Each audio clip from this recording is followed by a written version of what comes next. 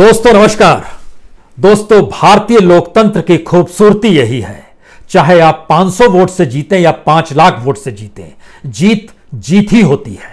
उसमें कम या ज्यादा कतई नहीं देखा जाता है। भारतीय लोकतंत्र की खूबसूरती यही है, जब आप चुनाव जीत जाते हैं तो आपकी सारी कमजोरियां दफन कर दी जाती है और उसके ऊपर एक रेड कारपेट बिछा दी जाती है।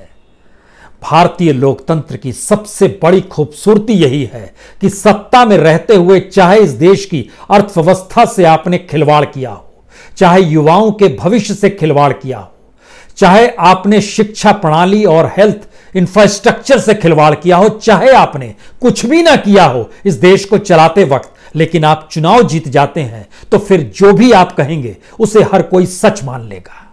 भारतीय लोकतंत्र की सबसे बड़ी खूबसूरती यही है कि जीता हुआ व्यक्ति जो कहेगा उसे कानून माना जाएगा। इंस्टीट्यूशंस मैटर नहीं करेंगे, संविधान मैटर नहीं करेगा। उस संविधान के दायरे में जो चेक एंड बैलेंस की व्यवस्था की गई है वह भी मैटर नहीं करेगा, क्योंकि जीता हुआ शख्स कहेगा मुझे तो लोगों ने जिताया है, वो 500 वोट हो या 5 लाख वोट हो, मैं जीत चुका हूं और सत्ता मेरी है, तो फिर मैं जो कहूंगा उसे अकाट्य सच मान लीजिए। आज बात कहां से शुरू की जाए? प्रधानमंत्री ने जीत का जश्न, जो 10 राज्यों में उपचुनाव हुए या फिर बिहार के जो चुनाव हुए उसमें जीत के जश्न की जो मुनादी की, जो ढपलियां पीटी, जो डमरू बजाए, उन डमरुओं के भीतर के सच को आपको बतलाएं। जो कहा जा रहा था वो सच नहीं है क्या? या फिर नीतीश कुमार के सामने पहली बार इतिहास ने एक ऐसा मौका दिया है जहां वह मुख्यमंत्री बनकर रिटायर हो जाएं, या फिर मुख्यमंत्री ना बनकर स्टेट्समैन की दिशा में बढ़ते हुए अपनी स्थितियों को, इस देश को संभालने के दिशा में ले जाएं और उसके बाद रिटायर हों।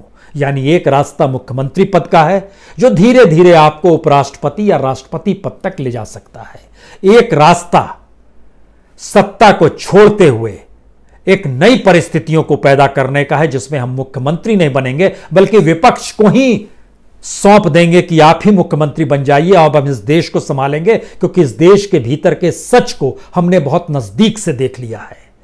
बिहार की आर्थिक परिस्थितियां जैसी है, कमोवेश आने वाले वक्त में इस देश के तमाम राज्यों की आर्थिक स्थितियां वैसी ही होंगी। राजस्व का जुगाड़ होगा नहीं, स्टेट कैसे चलाएं, कर्ज दर कर्ज लेना पड़ेगा। और यह स्थिति धीरे धीरे इस देश के साथ भी होगी कि कैसे चलाएं देश को, जब टैक्स पेयर के पैसे से देश चल नहीं पा रहा है, क्योंकि टैक्स पेयर भी कम हो रहे हैं या उनकी कमाई कम हो रही है, या जीएसटी के जरिए जो पैसा आता है वह भी कम हो रहा है। तो फिर आईएमएफ और वर्ल्ड बैंक की तरफ हमें देखना पड़ेगा और वो जिन नीतियों को कहेंगे उन नीतियों को हम लागू कर दें। यह एक ऊपरी सच है, लेकिन इसके भीतर का सच क्या है? चुनावी जीत का सच क्या है और चुनावी जीत के एटपार की परिस्थितियां क्या है? हमको लगता है आज इस लोकतंत्र के उस सूक्ष्म बिंदुओं को आप समझने की कोशिश कीजिएगा, जो आप समझ पाएंगे कि बिहार का मैंडेट, हमें लगता है कि शुरुआत बिहार के मैंडेट से इसलिए करनी चाहिए क्योंकि बिहार के मैंडेट को लेकर जिन बातों का जिक्र दिल्ली में बीजेपी हेडक्वार्टर से इस देश के प्रधान सेवक ने किया वो सच नहीं है। हमको लगता है पहले उस सिलसिले को आप समझ लीजिए, उसके बाद स्थितियां कुछ और साफ हो जाएगी। इस बात का जिक्र बार बार कहा जाता है कि महिलाओं ने वोट दिए। महिलाओं के आंकड़े हमको लगता है आपको बता देते हैं।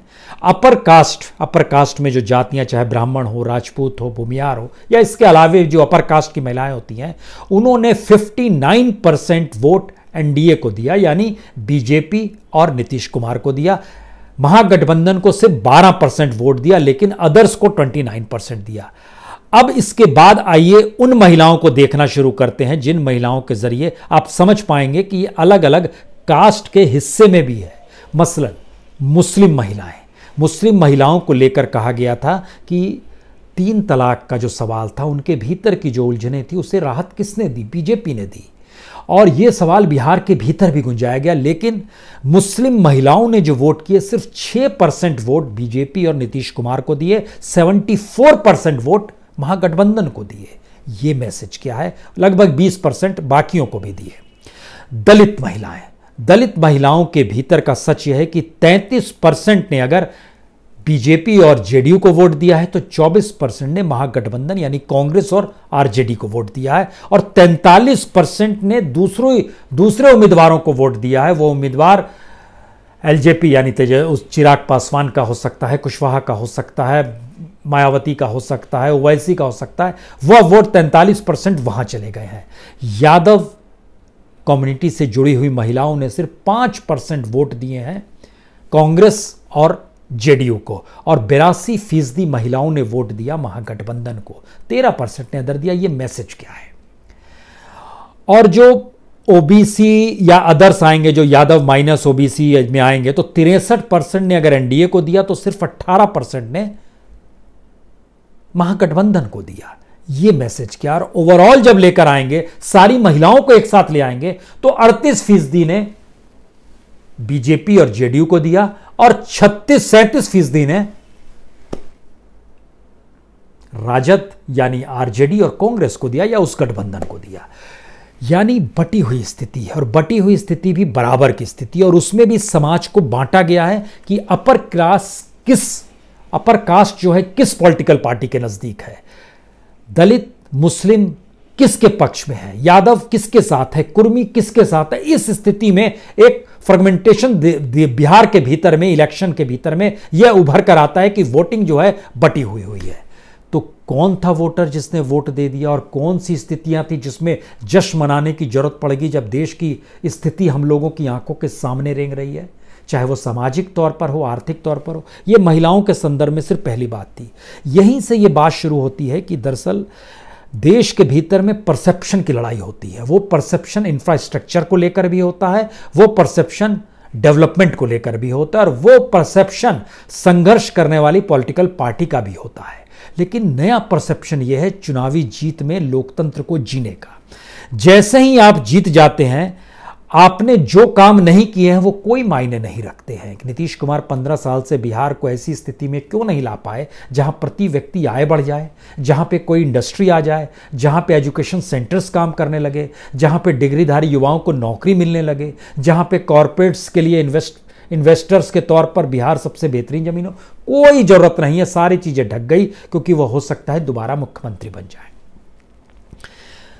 सारे अधिकार जीती हुई पॉलिटिकल पार्टी के साथ आ जाते हैं, और उसके बाद वो जिन चीजों को भी इंप्लीमेंट करती चली जाएगी, उसका मतलब बहुत साफ है कि वह पॉलिटिकल पार्टी अगर कास्ट लाइन पे सिस्टम को ही अगर चला रही है, तो फिर उस सिस्टम के भीतर में कास्ट लाइन पे अपने कास्ट वाले कैंडिडेट को जिताकर ये महसूस करते हैं कि वह जीत गए। तो ओवैसी जीते या आरजेडी जीते, वह कैंडिडेट अगर जीत गया, तो अगर उनके अनुकूल काम हो जाएगा तो उन्हें लगेगा कि उनको सत्ता मिल गई और सत्ता परिवर्तन हो गया। इसके लिए बिहार की सत्ता को परिवर्तन करने की जरूरत नहीं है। अगर विधायक स्तर पे भी पैसे के जरिए और पावर के जरिए काम होने लगेगा तो क्या दिक्कत है? कोई दिक्कत नहीं है, क्योंकि हमने सिस्टम को खत्म कर दिया है। वह सिस्टम जिसमें पुलिस डिपार्टमेंट को कानून के तहत काम करना था, वह सिस्टम जो तमाम इंस्टीट्यूशंस को नियम कायदों के हिसाब से काम करना था, और वह सिस्टम जो इस लोकतंत्र की निगरानी के लिए मीडिया के तौर पर बैठा हो, उसको भी इसी रूप में काम करना था। लेकिन सब कुछ जीती हुई व्यक्ति के साथ, जीती हुई सत्ता के साथ अगर खड़े हो जाएंगे, तो जीती हुई सत्ता को बरकरार रखने के लिए भी एक प्रक्रिया शुरू होती है, जिसका आरोप आरजेडी लगा रही है कि इलेक्शन कमीशन के जरिए चीजें मैनेज भी की गई। हम तो चुनाव जीत रहे थे, कोई दिक्कत नहीं है, मैनेज की जाएंगी। हो सकता है आप भी कल सत्ता में होंगे तो आप भी चीजों को मैनेज करेंगे, और जो सत्ता के नजदीक का जो ब्यूरोक्रेट होगा वो यही काम करेगा, इसके अलावा वो कुछ काम करेगा नहीं। इसके आगे यानी सिस्टम नहीं है हमारे यहां पॉलिटिकल सिस्टम काम करता है। वो पॉलिटिकल सिस्टम चुनाव पर निर्भर रहता है। चुनाव में जीतने के लिए जो सिस्टम को अपनाया जाता है वो पूरी तरीके से गैर कानूनी सिस्टम होता है, क्योंकि वह कॉन्स्टिट्यूशन को नहीं देखता। इसीलिए यह सवाल है, इस देश के भीतर में अगर जुडिशरी सत्ता के लिए काम करने लगे, इस देश के भीतर में कॉन्स्टिट्यूशन इंस्टीट्यूशंस जो है, संवैधानिक संस्थाएं अगर सत्ता के लिए काम करने लगे, और सत्ता जब चुनाव जीतती है तो उसके लिए ढोल पीटने की स्थिति में मीडिया भी खड़ा हो जाए, उसकी दृष्टि बड़ी साफ है, जो जीत रहा है उसके साथ, और उसके ढोल हमको जनता को सुना देने, तो कोई दिक्कत नहीं है। हमने एक सिस्टम बना लिया जिसमें पूरा सिस्टम चुनावी जीत पर आकर टिक गया है। अब यहीं से एक दूसरी बात शुरू होती है कि हमको लगता है जब आपका सिस्टम ऐसे काम कर रहा है तो इसके भीतर और आप घुसिए। और बिहार में फिर चलते हैं, जो कास्ट लाइन पे आपको बतलाते हैं। अगर कोई ब्राह्मण है तो जरा इसको सुन ले। ब्राह्मणों ने 52% वोट अपने एनडीए को दिए, यानी बीजेपी और जेडीयू को दिए। 15% ब्राह्मणों ने वोट, सिर्फ 15% ने तेजस्वी और कांग्रेस को दिए हैं। भूमियार ने 51% वोट एनडीए को दिए, सिर्फ 19% ने महागठबंधन को दिए। राजपूत ने 55% वोट एनडीए को दिए, सिर्फ 9% वोट महागठबंधन को पड़े। अदर अपर कास्ट, यानी ये पूरे अपर कास्ट की लाइन थी, उसमें भी 59% वोट एनडीए को पड़े, 16% वोट महागठबंधन को पड़े। अब इसको रिवर्स कीजिए थोड़ी देर के लिए, रिवर्स में आ जाइए। यादव के 83% वोट महागठबंधन को गए, सिर्फ 5% वोट एनडीए को गए। मुस्लिम्स 76% वोट महागठबंधन को गए, सिर्फ 5% वोट एनडीए को गए। इनकी भी एक तादाद होगी, यानी किस तरह से बट गए हैं ये जरा समझना शुरू कीजिए। इसके बाद व्यक्तियों पर आइए। कुर्मी जो नीतीश कुमार जिस जाति से आते हैं, 81% वोट उन्हीं के पक्ष में गए, उनको और बीजेपी को। सिर्फ 11% वोट महागठबंधन को गए। कोयरी 51% वोट एनडीए को गए, 16% वोट महागठबंधन को गए। अब इसके दूसरे हिस्से में फिर से निकल कर आइए। इस हिस्से में जब आप आएंगे तो आपको लगेगा कि जो दलित है, जो खास तौर से रविदास है, रविदास ने 27% वोट एनडीए को किए, 34% ने वोटिंग जो की वह महागठबंधन को की। 17% जो दुसाद और पासवान आते हैं, 17% वोटिंग उन्होंने अपने तौर पर एनडीए को की, 22% ने महागठबंधन को की। और चूंकि एलजेपी पासवान के नाम पर ही पार्टी बनी हुई है, लोक जनशक्ति पार्टी, रामविलास पासवान, अब बेटे उनके चिराग पासवान जी संभाल रहे हैं, उनके हिस्से में 32% गया। जरा ध्यान दीजिए, कुछ भी आपको एक रूपता नजर नहीं आएगी कि इस देश में गद्दी किसे दें, संभाले कौन, जिसके पास कोई सिस्टम हो। किसी के पास कोई सिस्टम नहीं है। अदर दलित में आ जाइए, 30% वोट एनडीए के पक्ष में गए तो 24% वोट महागठबंधन के पक्ष में गए। जो ईबीसी इकोनॉमिक बैकवर्ड क्लास है और जो अदर ओबीसी है, उसके 58% वोट एनडीए में गए, 18% वोट महागठबंधन में गए। इसका एक मतलब यह है कि कैंडिडेट, जाति और सिस्टम, ये काम पूरा कराने की स्थिति में हमारे यहां कोई सिस्टम नहीं है। हमने इस डेमोक्रेसी को इस तरह तोड़ मरोड़ के एक पॉलिटिकल शेप दे दिया है जिसमें चुनाव जीतना ही हर सिस्टम को अपने हाथ में लेना है और चुनाव जीतने के लिए ही सारे सिस्टम का जो उपयोग कर सकता है वही चुनाव जीत सकता है। यानी ये बहस बेकार है कि इस देश की इकोनॉमिक सिचुएशन डामाडोल है, बैंक भीतर से खोखले हो चले हैं, एजुकेशन प्रणाली हमारी ठप पड़ रही है, हेल्थ सेक्टर डामाडोल है, इंफ्रास्ट्रक्चर बन नहीं पा रहा है। एक ऐसी परिस्थिति के भीतर में हम लगातार चलते चले जा रहे हैं जिसमें सब कुछ चुनाव पर निर्भर हो रहा है। और यहीं से हमको लगता है एक नई बात आपके जहन में ये आएगी कि अगर बीजेपी कॉरपोरेट को संभाल रही है, बीजेपी इंडस्ट्रीज को संभाल रही, कॉरपोरेट से मतलब बहुत साफ समझ लीजिए, जैसे आप अडानी का नाम लेंगे, अडानी के हाथ में अभी रेलवे प्लेटफॉर्म्स दिए जा रहे हैं, आने वाले वक्त में रेलवे भी दिया जाएगा, पोर्ट्स, बंदरगाह उनको किंग माना जाता है, सब दे ही दिए गए, एयरपोर्ट्स भी उनको दे दिए जा रहे हैं। इसी तरीके से जो बेसिक होता है कम्युनिकेशन है वह भी एक मित्र के पास है, यानी कॉरपोरेट भी अपने अनुकूल है। उसके बाद इंडस्ट्रीज पे आइएगा, इंडस्ट्रीज से चलाने की भी जिम्मेदारी बीजेपी ने अपने हाथ से पल्ला झाड़ लिया। हम नहीं चलाएंगे, बीजेपी का मतलब यहां पर मोदी सत्ता है। उसने कहा हमने चलाएंगे, पीएसयू को बेचिए, जितना भी हो सकता है प्राइवेट में बेचिए। जो प्राइवेट के कॉरपोरेट और इंडस्ट्रियलिस्ट हैं वो उनको सस्ते दामों मिल जाएगा, हम उनसे पैसा ले लेंगे क्योंकि वह तो हमारे इशारे पर चलेंगे। हमको जब चलाना होगा तो फिर एक क्रिएटिविटी चाहिए, डेवलपमेंट चाहिए, इंफ्रास्ट्रक्चर चाहिए, रोजगार देना और उस पूरे प्रोसेस को जीना होगा। हम क्यों जिएंगे? इससे बढ़िया तो यह है कि बीजेपी को ही एक ऐसे ऑर्गेनाइजेशन में तब्दील कर दिया जाए जो सबसे ज्यादा रोजगार देता हो। और यह फैक्ट है कि इस देश के भीतर में एक वक्त रेलवे 14 लाख नौकरियां जरूर देता था, लेकिन आज की तारीख में 14 लाख के कई गुना ज्यादा बीजेपी के पेड वर्कर है पूरे देश भर में। उनके पास यही नौकरी है, यही काम है, यही विचारधारा, यही पॉलिटिक्स है, यही राजनीतिक सत्ता। तो आप क्या करेंगे? यह एक सिस्टम कन्वर्ट कर दिया गया। जब पूरा सिस्टम ही चुनाव के इर्द गिर्द है, तो उस चुनावी मशीनरी से जीतने वाली स्थितियों के में जितनी पूंजी, जितना पैसा, सब कुछ लगेगा, उसकी वसूली जब आसान होती है राजनीतिक सत्ता आने के बाद, तो फिर सबसे बड़ा रोजगार दफ्तर वही पॉलिटिकल पार्टी हो जाएगी, जो इस देश के भीतर में हो चुकी है। कोई छुपा हुआ नहीं है। राज्य दर राज्य हर बूथ पर आप चले जाएंगे तो बूथ पर आपको दूसरी पॉलिटिकल पार्टी उतनी मैनेज वे में नहीं लगेगी जितने मैनेज वे में बीजेपी पे बूथ पर बैठा हुआ शख्स आपको नजर आएगा। उसके पास खाना भी पैकेट में आ रहा होगा, दिन भर बैठना पड़ता है, और हजारों बूथ होते हैं। एक कॉन्स्टिट्यूंसी में 400 तक बूथ बनाए गए इस बार कोविड के दौर में बिहार में। तो 400 बूथ का मतलब है 800 लोगों को तो बैठना पड़ेगा ना वहां पर, किसी एक पॉलिटिकल पार्टी के लिए भी। वो 800 लोग, उनका पैसा, भोजन कौन देगा? कहां से बजट है? किसके पास पैसा है? और जब पैसे का रिस्ट्रिक्शन के लिए ईडी और आईटी लगा हुआ है कि सिर्फ वो बीजेपी से साथ जुड़े लोगों को नहीं देखेगा, बाकी पॉलिटिकल पार्टीज को देखेगा, तो बाकी पॉलिटिकल पार्टीज तो नतमस्तक हो ही जाएंगी सत्ता के सामने। कहेंगी आप जैसा करेंगे वैसा कहेंगे, क्योंकि इस देश के भीतर में अगर करप्शन को संस्थानिक किया गया, इंस्टीट्यूशनलाइज किया गया है, तो उसका दूसरा सच यह है कि इस देश के भीतर में करप्शन इंडिविजुअल लेवल पे भी पॉलिटिकल वे में बहुत ज्यादा है। छत्रपों की स्थिति देखना अगर आप शुरू करेंगे तो वो छत्रप कहीं के भी हों, उत्तर प्रदेश के छत्रपों को देख लीजिए, महाराष्ट्र के छत्रपों को देख लीजिए, पंजाब के छत्रपों को। छत्रप का मतलब जो रीजनल फोर्सेस के तौर पर, पार्टी का नाम आप लीजिए, उस पार्टी के नेता का नाम आप सोचिए, हम जिक्र नहीं कर रहे हैं। यूपी, महाराष्ट्र, पंजाब, तेलंगाना, आंध्र प्रदेश, तमिलनाडु, यहां के छत्रपों के पास जो पूंजी है वो 10,000 करोड़ से 50,000 करोड़ के बीच में, सिर्फ जो छत्रप लीडर हैं उन्हीं के पास है इतनी पूंजी। अब उस पूंजी को बरकरार रखना, उस पूंजी के जरिए पार्टी चलाना, यानी कुल मिला के पार्टी का मतलब पूंजी का होना है, नेता का मतलब पूंजी की एक ताकत होना है, और उसके जरिए मैनेज करने की स्थिति होगी। स्थिति बदल गई। वो पुराना दौर था जब टाटा बिरला ने भी एक बार सोचा कि हम क्यों ना पार्लियामेंट चले जाएं। इंदिरा गांधी ने इनकार कर दिया कि नहीं, पूंजी से आप पार्लियामेंट में नहीं आ सकते हैं। लेकिन ये धीरे धीरे पूंजीकरण ही हो गया पॉलिटिक्स का। यानी एक वक्त क्रिमिनल सोचते थे कि किसी एमएलए एमपी की मदद करेंगे तो बचे रहेंगे, धीरे धीरे क्रिमिनल ही एमपी और एमएलए होने लगे, तो आप क्या करेंगे? यह एक ट्रांसफॉर्मेशन है भारतीय राजनीति में, इलेक्ट्रल पॉलिटिक्स का।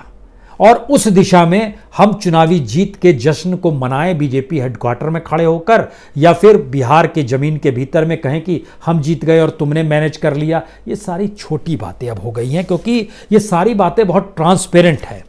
दस्तावेज बहुत साफ तौर पर बतलाते हैं कि एक सवाल था कि ओवैसी ने क्यों वोट काट दिए? ओवैसी का चुनाव नहीं लड़ेंगे, चुनाव लड़ेंगे, पॉलिटिकल पार्टी बनाए, कहीं से भी चुनाव लड़ सकते हैं, जीतेंगे भी। जीतेंगे तो उनकी जो बार्गेनिंग पावर है, जो सौदेबाजी है, वो और बढ़ जाएगी, वो कुछ और मांग सकते हैं। क्योंकि जब एक पॉलिटिकल पार्टी और पॉलिटिकल सिस्टम ही पूरा बिजनेस बन गया है, तो उस बिजनेस के भीतर का सच भी यही होगा कि उसमें ओवैसी हो या बीएसपी हो, आप इनको ये मत दृष्टि से मत देखिए कि दरअसल वो तो वोट काट दिए और खुद जीत गए, नहीं तो उनकी सरकार। जी नहीं, उन्होंने पॉलिटिकल पार्टी ही इसीलिए बनाई है कि पैसा चाहिए, मुनाफा चाहिए, बार्गेनिंग पावर बढ़नी चाहिए। और आने वाले वक्त में एक ऐसे भारत को इस रूप में अब देखना शुरू कीजिए, भारत एक ऐसी इंडस्ट्री है जहां पे उसका सीईओ या डायरेक्टर या मालिक वही होगा जिसकी राजनीतिक सत्ता होगी। उसको उस इंडस्ट्री को चलाना है, उसको अपने यहां नौकरी देनी है युवाओं को, उनको कार्यकर्ता बनाना है, पेड वर्कर के तौर पे रखना है, और वो पूरी मशीनरी को प्रभावित करने की स्थिति में हमारा कॉन्स्टिट्यूशन खुद ब खुद दे देगा।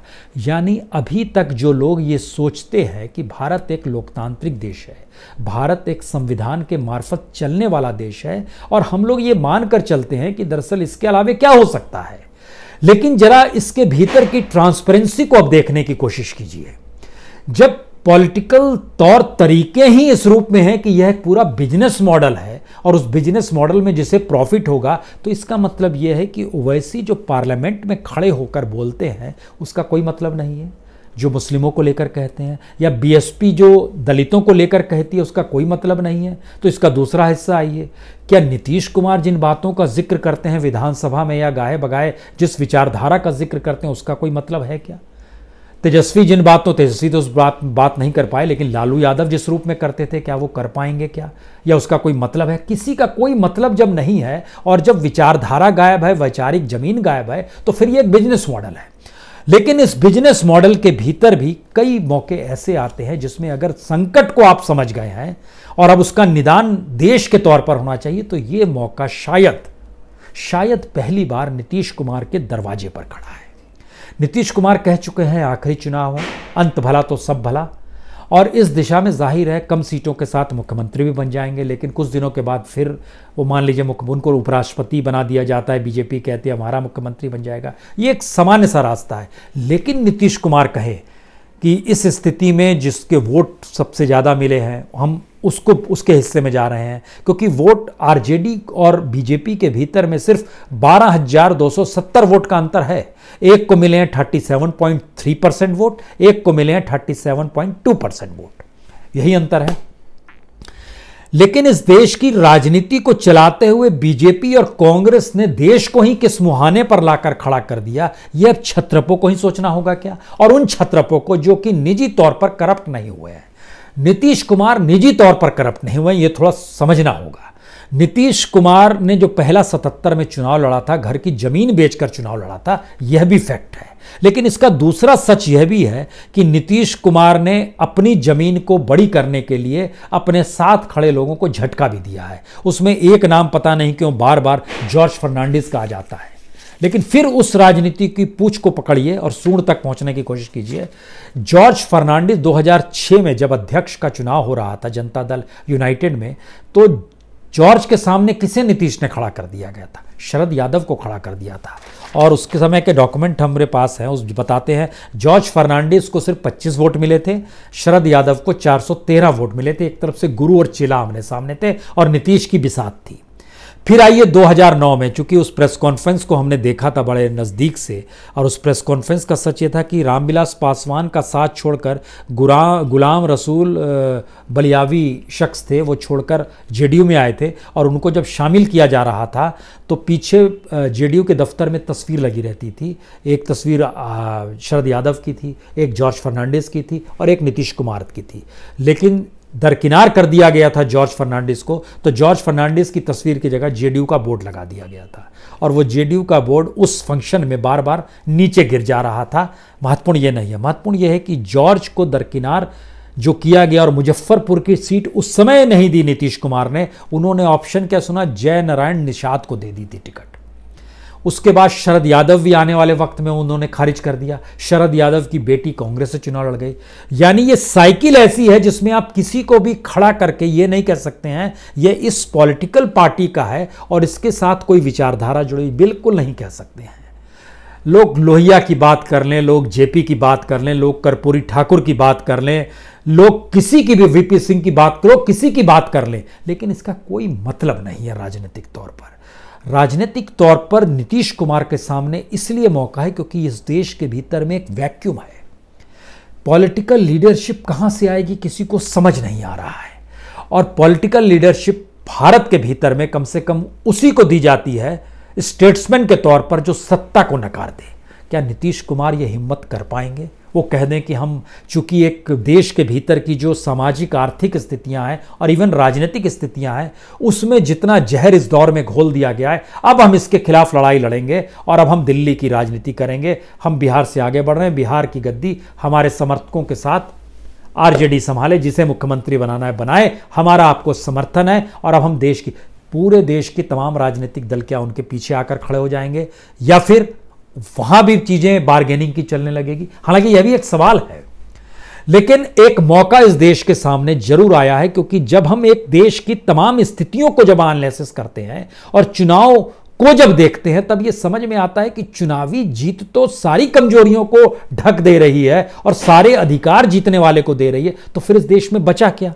इस देश के भीतर में कुछ नहीं बच पा रहा है। तो कॉर्पोरेट का हमने जिक्र किया, इंडस्ट्रीज का जिक्र, इंडस्ट्रिस्टों का जिक्र किया, मीडिया का जिक्र उसमें कर लीजिए, उसमें ब्यूरोक्रेट्स का जिक्र कर लीजिए। ये सारी चीज राजनीतिक सत्ता के अनुकूल होकर ही चलती है। इसीलिए सवाल इसलिए फिर ज्यादा बड़ा है क्योंकि इस देश की जब आर्थिक सामाजिक स्थिति, चाहे वह प्रवासी मजदूरों के नाम पर हो, चाहे वह इस देश के बेसिक इंफ्रास्ट्रक्चर के नाम पर हो, ऐसी स्थिति में देश अगर खड़ा है, फिर भी हम बीजेपी हेडक्वार्टर पे देश के प्रधानमंत्री बीजेपी के नेता बनकर अगर जश्न मनाएंगे तो शायद ये बड़ा मुश्किल सवाल है। देखिए, अमेरिकी इलेक्शन के बाद जब इलेक्शन के परिणाम आ गए तो डेमोक्रेटिक पार्टी के जो सैंड्रा एक लीडर हैं जो कि खुद दौड़ में थे, बाइडेन के खिलाफ दौड़ में थे डेमोक्रेटिक में से, उन्होंने एक बात की कि ये चुनाव दरअसल डेमोक्रेसी और इंस्टीट्यूशंस को बचाने का था।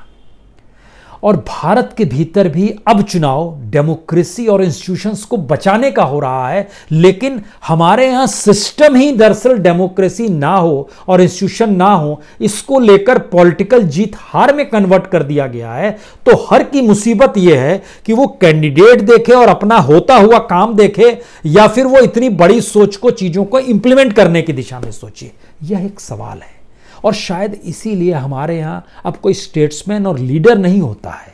अब वो अपने पॉलिटिकल पार्टी को संभाले हुए एक ताकतवर नेता होता है और उसी के जरिए वह अलग अलग माध्यमों के जरिए प्रचार प्रसार करके अपनी मौजूदगी का एहसास पूरे देश में कराता है कि हम ही स्टेट्समैन हैं।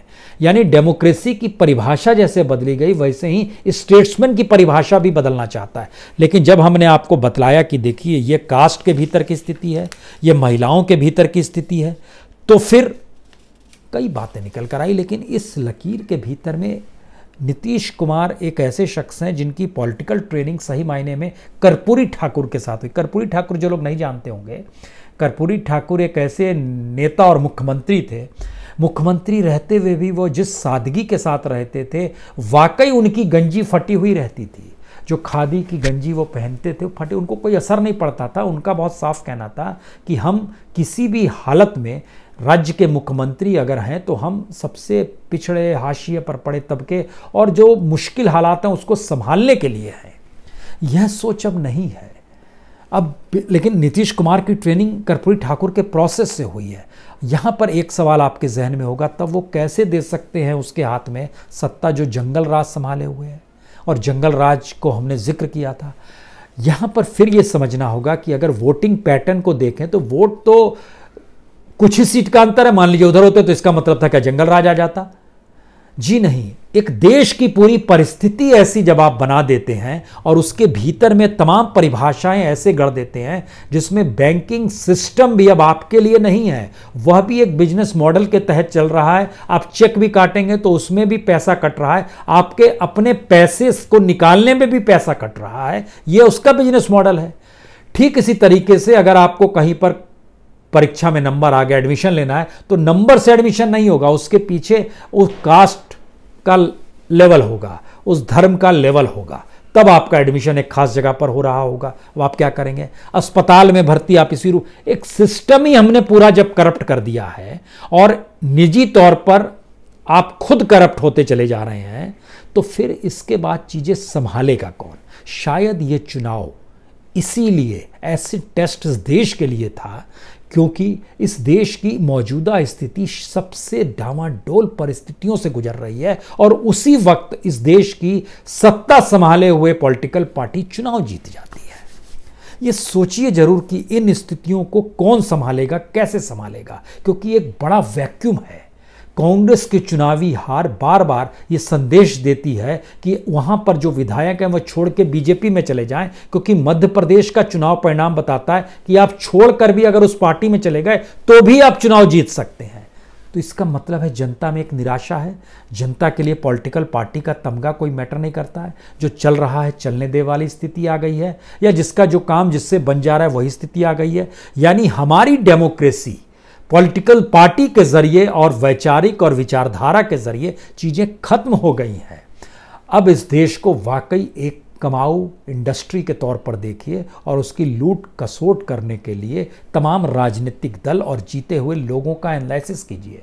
और अगर नहीं कर सकते हैं तो फिर इस देश के भीतर में दबाव बनाइए कि वाकई पॉलिटिकल में से नीतीश कुमार सरीखे शख्स भी निकल कर आए, बोले कि हाँ हम इस देश को चीज़ों को ठीक करने के लिए निकलेंगे। ये ताकत और ये हिम्मत होनी चाहिए। बहुत बहुत शुक्रिया, बहुत बहुत शुक्रिया।